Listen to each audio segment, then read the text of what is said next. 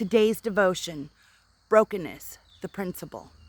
God often does his greatest work in our life during times of brokenness.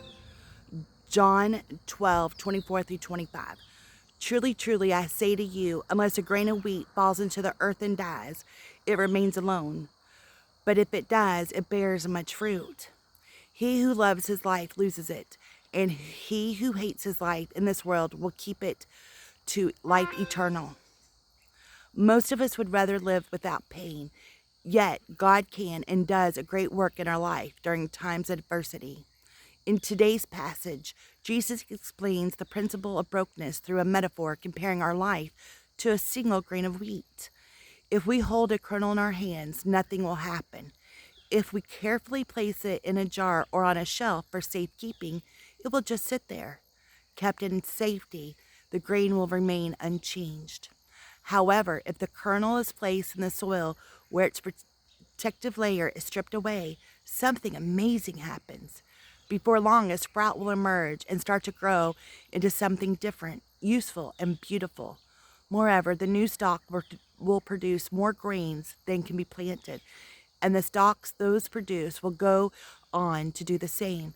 It's an amazing cycle of life in which a single kernel can lead to countless stalks of wheat, but it has to start with the brokenness of one grain. Jesus did not speak this example, he lived it. After sacrificing himself, he was broken and placed in the ground.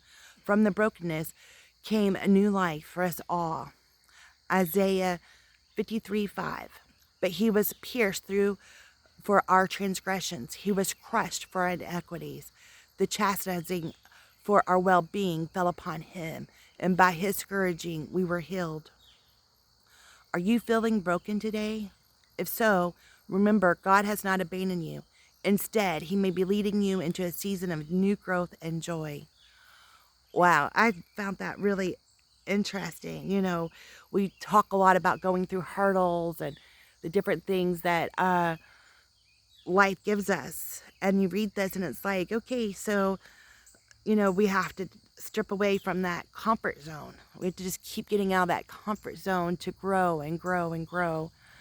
And then as those layers are peeled, we get to, we talk about planting the seed. We kind of plant the seed, right? And God does the